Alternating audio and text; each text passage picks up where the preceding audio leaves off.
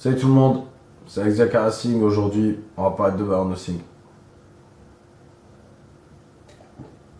Bon, leader match, on va mettre les choses au clair direct. Ah ouais, ils ont volé le Money in the Bank à la WWE quoi. Alors bon, si tu veux, en fait, le gars qui a inventé le Money in the Bank, c'est l'homme le plus titré du catch en fait.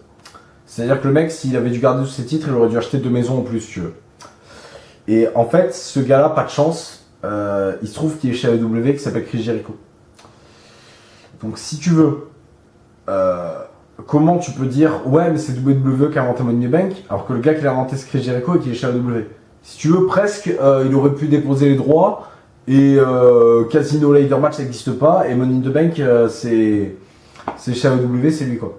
Donc si tu veux respecter Jericho parce qu'il nous a offert la plus grande stipulation au monde et il nous offre un des plus beaux matchs de la soirée en fait.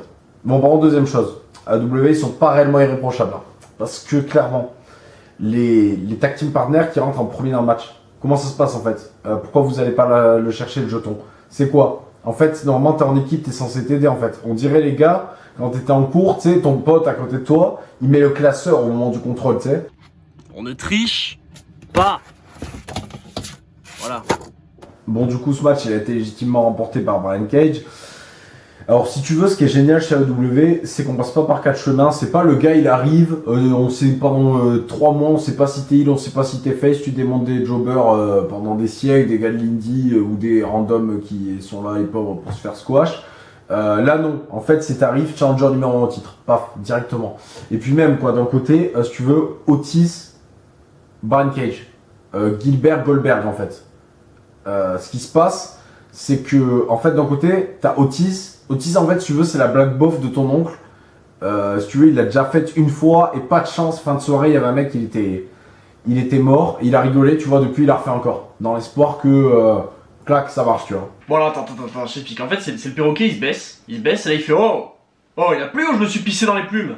Ou tu sais, c'est le gars, tu sais, il a pas évolué depuis le lycée. Il te raconte toujours les mêmes anecdotes, tu sais. C'est le gars qui va toujours te dire qu'il est passé, qu'une fois il est passé 2 fois au self, tu sais. Ah ouais, genre tu te rappelles la fois où on a mis des vers de terre dans la trousse du prof. Et de l'autre côté, t'as un gars, en fait, si tu veux, il est trop bon pour être chez WWE. C'est-à-dire que quand il est arrivé à NXT, il est arrivé, t'avais les Reigns, les Strowman, les Lesnar, les gars stock, tu vois, ils l'ont vu arriver, ils se disent, putain, il a fait un Izugari là.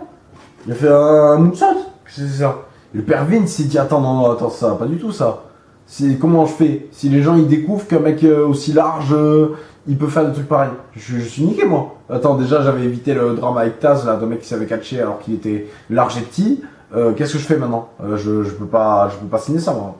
Bon, dernier point sur ce match, je comprends pas le projet. Pourquoi ce match a été peut-être le truc le plus, peut-être pas le plus, allez, mais au moins un des trucs les plus vendus du show. Et c'est pas du tout ce que tu retiens. C'est un peu, tu sais, comme on va dire demain tu fais appel à un décorateur d'intérieur. Bon déjà. Tu fais appel à un décorateur intérieur, il va te mettre un truc, tu sais, pour lui ça va être le symbolique. Ça va être qui va faire la touche finale de ta pièce. Et toi, juste au bout de 3 mois, tu vas te rendre compte que ça existe et tu vas le planquer sous le lit, tu sais. Alors, deuxième match. MJF Jungle Boy. Donc là, c'est le show stealer. Clairement, c'est le match que personne attend, si tu veux. C'est le match, tout le monde s'en branle. Et pourtant, il te pose un match incroyable. C'est genre, c'est Otis Ziggler, c'est Elias Corbin. Sauf que là, c'est incroyable. Et au final, le match, il est meilleur que tous les matchs de Mania. Donc, voilà, surprise, en fait, c'est tout le monde s'en branle et c'est incroyable. C'est comme si, en fait, à Wrestling, demain, ils font une bonne vidéo, tu vois. Bon, on va passer au match suivant, le match pour TNT. Alors, déjà, celui-là, fallait pas le regarder en direct. Hein. Parce que là, clairement, dès que le titre apparaît, soit tu vomis, soit possession. On dirait, tu sais, les ceintures qu'on t'offrait à Noël parce que les gens savaient que t'étais fan de catch, hop, ils traînaient à King jouer, ceinture à 10 € quoi. Ah bah merci, c'est génial, j'avais exactement besoin d'un épouvantail pour ma terrasse. Bon, alors en attendant, le match était bon, mais par contre, il y avait des moments où c'était long, mais sauvé par le père Tyson, Mike Tyson. Il a régalé pendant tout le match, il était incroyable, que des pépites. Alors j'ai vu des gens incroyables.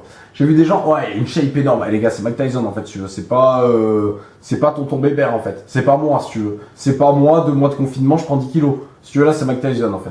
Bref.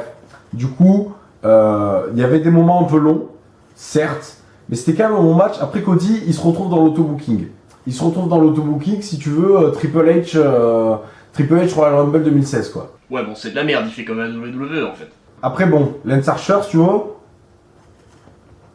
il a 40 piges, donc bon, on va pas lui donner le titre. Et Cody, c'est l'image de marque. Tu veux, normalement, tu connais AEW, tu connais Cody Rhodes, c'est immédiat. Donc lui donner le titre télé en plus, donc il y a le contrat avec TNT. D'ailleurs, vu la laideur du titre, je pense que le contrat avec TNT est très court. Hein, je pense que là, on a un contrat d'1 an, puisqu'ils n'ont pas eu le budget, quoi. Mais donc Cody, c'est assez légitime. Si tu veux, ça a cet avantage. En plus, la rivalité avec MJF, elle est attendue comme GTA 6 en fait. J'espère qu'elle n'arrivera pas en même temps, par contre. Puis surtout, les gars, comment vous pouvez cracher sur ça alors qu'à WWE, les titres mineurs, ils sont même pas en pay-per-view, quoi. Bon, le match suivant, le premier match féminin, là par contre, c'est la guerre entre WWE et AEW, comme le titre l'indique. C'est qui fera le match le plus pourri. Voilà, Bayley, Tamina ressort peut-être quand même vainqueur, parce que si tu veux, d'un côté, en fait, ces deux matchs, si tu veux, c'est un peu le dragibus noir et le rouleau de réglisse. C'est-à-dire qu'ils sont là, mais personne n'en veut, ça va rester là, ben voilà, ça sera là, tant pis, on fait avec, quoi. Puis en fait, WWE, il se tire des balles dans le pied. En fait, c'était quoi le projet de Shawn Spears? Il s'est barré de WWE, il avait une petite hype, et il était pas poché, il s'est barré, et là, en fait, il monte son cul. C'est quoi son projet, en fait, lui? Tu vois, il y a des gars, ils sont partis. John Moxley, il part WWE, il vient chez AEW, champion du monde. Lui, par contre, Shawn Spears, il part WWE, il vient à AEW, il monte son cul. Et en plus, c'est nul, quoi. Même si ça fait rire 3 gosses, c'est quoi le projet? À 3 vues, ils veulent voir Ric Flair Hogan, on fait Ric Flair Hogan, comment ça se passe en fait? Ouais, enfin bon, moi j'attends toujours le retour de Mordecai, et visiblement ils s'en foutent. Hein. Puis enfin, Shawn Spears, moi j'ai jamais compris la hype autour de lui, j'ai jamais rien trouvé de spécial. Et Dustin Rhodes, franchement, il a plus l'âge pour ses conneries, quoi. Bref, là on va beaucoup moins rigoler. Après, on a eu une petite minute, je suis sérieux, encore on va pas rigoler. On a eu une petite hommage à Anna Kimura, et là c'est beaucoup moins drôle, je vais juste contextualiser vite fait.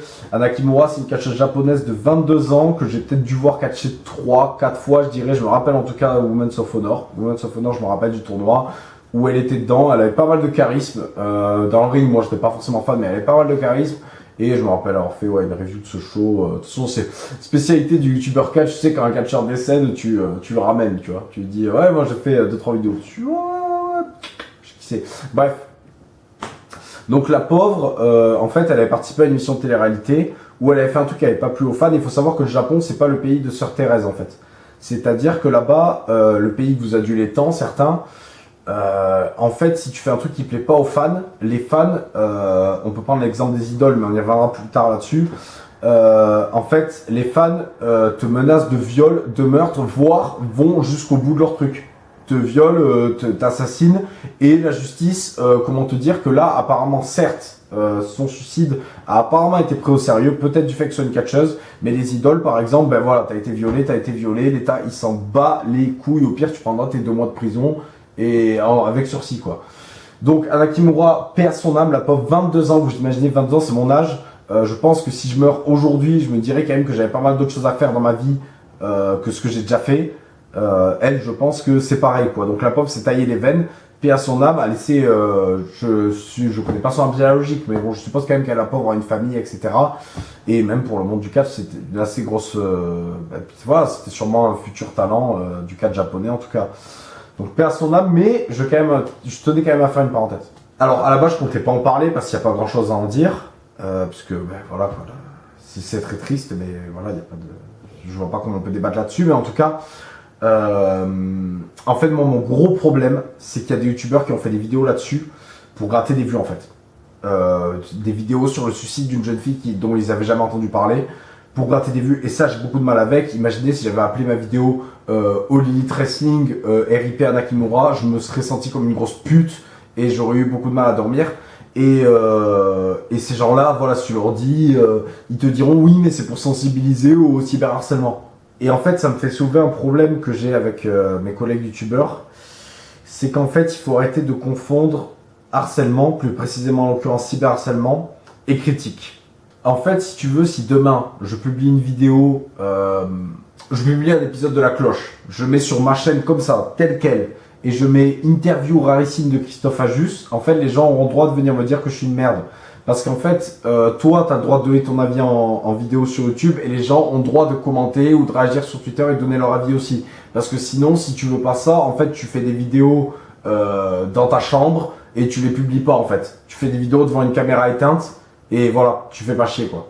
Parce que vraiment, moi, ça me dégoûte en fait de voir des gens qui comparent les 4 tweets haineux qu'ils reçoivent sur Twitter à quelqu'un qui reçoit des menaces de viol, de meurtre, qui en vient au suicide, et les menaces qui peuvent en plus s'avérer au final réelles. Comparer ça avec les 3 tweets que tu reçois qui critiquent tes vidéos, si tu veux, en fait, les publie pas ou personne te force à te mettre sur Twitter en fait.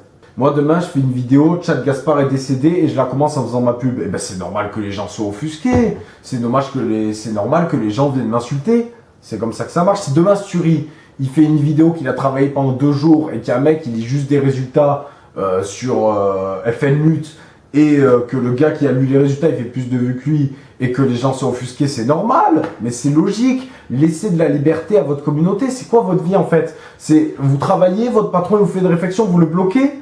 Mais ça marche pas comme ça les gars. Enfin je veux dire, moi demain j'ai un client qui vient se plaindre à mon taf que j'ai fait de la merde, mais je vais pas le bloquer, je vais pas applaudir avec le cul non plus. Mais faut savoir reconnaître ses torts un peu, et même des fois se remettre en question certains. Faites des vidéos pour qui en fait? Pour vous ou pour les gens?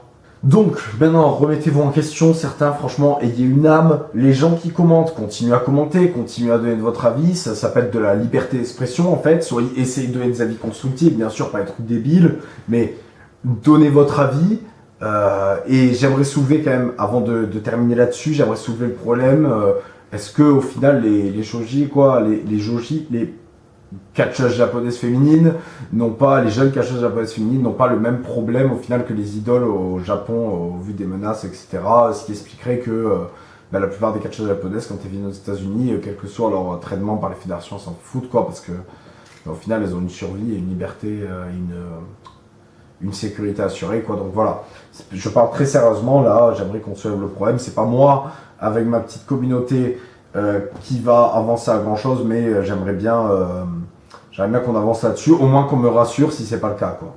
Bon, et même si c'est pas à moi de faire ça, ça m'emmerde tous les youtubeurs catch là qui sont partis à base de rester chez vous. Bon, écoutez, si votre communauté elle vous écoute plus que leurs parents ou que les hommes politiques, quand même, il va falloir remettre tout en question, quoi. Mais quand même, si vous voyez quelqu'un, j'ai vu des photos de Hana Kimura qui circulaient avant son décès où elle avait déjà des grosses traces sur les bras. Si vous voyez des gens qui ont des cicatrices sur les bras, cherchez pas des excuses, cherchez pas des raisons, aidez-la, il n'y a pas de secret, quoi. Donc voilà, prenez soin de vos proches, sérieusement. Bon bref, j'ai assez tergiversé là, parlons du show. Bon là par contre ce match, victoire d'AEW clair, net et précis sur le catch féminin. Je veux dire, si tu compares ça à Tamina Bailey, le choix il est vite fait. Puis Nyla Rose, c'est quand même la catcheuse qui a toujours voulu avoir WWE, quoi. Karma, Tamina, Nia Jax. Bon, alors le match pour le titre AEW, lui par contre ce qui est incroyable, c'est que c'était un match simple et c'était un des matchs les plus extrêmes. Donc bon, la logique en prend une patate de forain. Par contre, Luke Harper, ce qui est bien, Luke Harper, je l'ai appelé, Brody Lee, ce qui est bien, c'est qu'il gagne pas de suite. Non mais faut pas déconner quand même. Tu passes pas, je veux dire, de Luke Harper à champion AEW comme ça. Imagine demain Curtis Axel champion IWGP, ça marche pas comme ça, quoi. Mais vraiment le coup de l'extrême, alors que c'est un match simple, ça me rappelle, tu sais, quand t'étais au lycée, la meuf toute timide et après tu lui envoyais 2 DM, elle te racontait comment elle pétait son lit et réveillait ses voisins, tu sais. Avec le porte-manteau. Bon, après, il y avait du sacré temps mort, mais quand tu compares à Bray Wyatt, Braun Strowman, qui en lui-même est un temps mort, forcément, finalement, ça va, quoi. Bon, passons au main event, qui, pour une fois, est un match de comédie wrestling qui m'a extrêmement plu. Ouais, bon, alors en gros, quand c'est la WWE, c'est nul à chier, mais par contre, quand c'est la AEW, il en a plein la bouche, quoi. En fait, moi, j'ai beaucoup de mal avec le comédie wrestling, surtout à WWE, parce que, si tu veux, c'est très ciblé, c'est comme les deathmatch, en fait. Si tu veux, moi, j'aime beaucoup les deathmatch, mais tu vas pas montrer un gosse un deathmatch. Comme moi, tu vas pas montrer un comédie wrestling sur c'est droit, il est gros. Ça marche pas comme ça en fait. Du coup, j'ai beaucoup de mal avec ça. Tu vas pas être en main event de WrestleMania un deathmatch. C'est pas le projet. Du coup, c'est pour ça que j'ai beaucoup de mal. Mais là, ils l'ont bien amené. Et du coup, j'ai particulièrement apprécié ce match. Enfin, je trouvais que c'était un humour tout public, quoi.